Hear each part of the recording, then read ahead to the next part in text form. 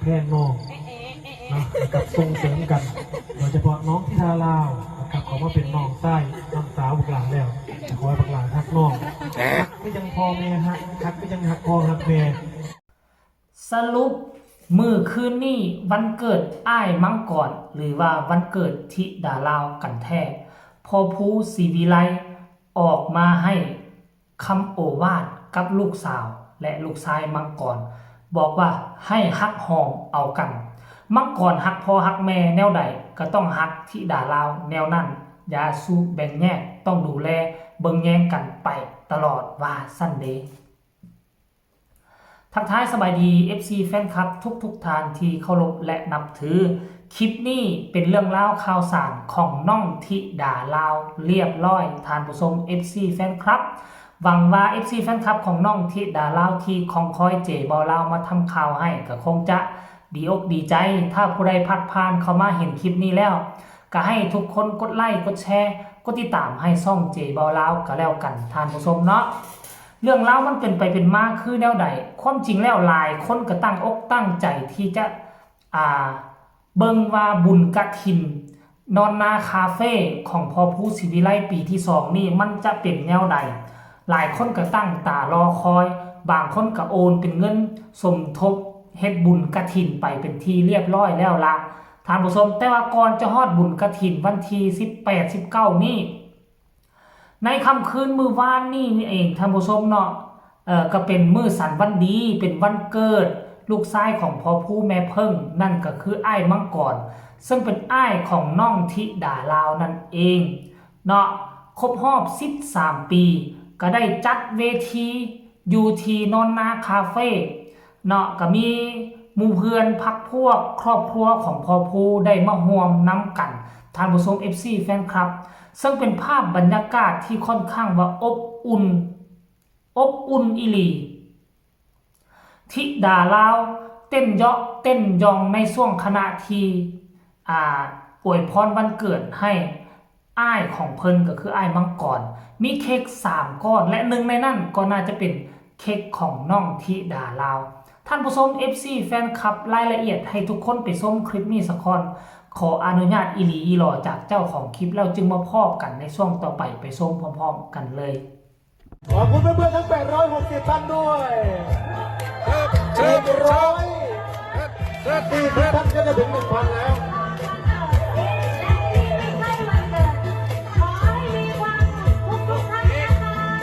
มีความสุขหลายๆเด้อ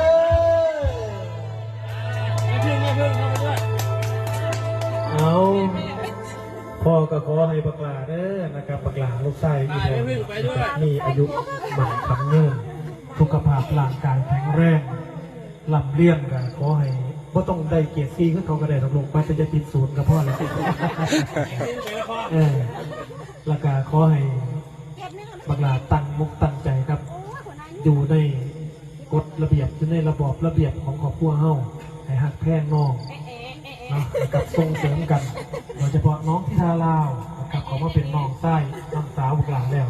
ขอให้บุกหลานฮักน้องฮักก็ยังพอแม่ฮักก็ยังฮักพ่อฮักแม่ละกะไม่ได้เลยลิ้นน้อยที่อวยพรได้เพราะว่ามันตื่นตันใจครับลูกไส้เท่ากันอีกปีนึงเนาะนะครับกะเดี๋ยวยังไงพ่อใหญ่หวังกับพ่อใหญ่รุ่นเป็นคนอวยพรหมอลำเก่าอวยพรแบบหมอลำเด้ออวยพรแบบหมอลำหัวละนอแบบหมอลำเด้อยกมือขึ้นเตะหัวลูกยกมือขึ้นเตะหัวเด้อในวันไทยวันเกิดเขาน้องมังกรเอกชายยายประกรณ์และได้ขอให้บักหลาเป็นผู้มีสติมีสมาธิมีปัญญาได้ดูไม่ร้องไม่ใช่ปากได้ขอให้มันเป็นคนหูคนดีเป็นลูกที่ดีของพ่อของแม่เป็นหลานที่ดีของตาของยายเป็นคนดีของสังคมในดุโตสุขภาพสุขภาพร่างกายแข็งแรงเป็นคนหูคนดีมันยืนแล้วลูกเด้อสาธุตาบังยับเข้าไปเส้นหน้ากล้องนะตาบังยับเข้ามาอีกยับเข้ามาในตัวน้องคุณยายอวยพรมาหลายคุณลามังกรเนี่ยโอ้นั่นน่ะอวยพรเป็นหมอลำนะ หมอลำเก่า จะไป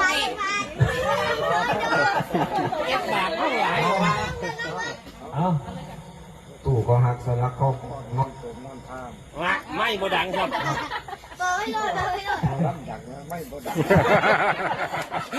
หมอลำดังจะไม่พอดังเอา ตู่ก็หักสลักก็เนี่ย นะโอ้ไปกดปิดเมื่อกี้เนี่ย แต่บางคนปิดเนาะ แบตมันหมดอ่ะ เอาก็ติดจังสันระบาด เอาแหละ ความดื้อของน้องธิดาลาวกะยังเฮ็ดให้ทุกคนได้มีห้อยยิ้มได้มีเสียงหัวเราะอยู่คือเก่าหลังจากที่จบเพลง Happy Birthday แล้วพอผู้ศิวิไลก็ได้กล่าวโอวาทเนาะกล่าวจบแล้วก็ให้ยายลุ้นก็ให้ตาวังตามลำดับ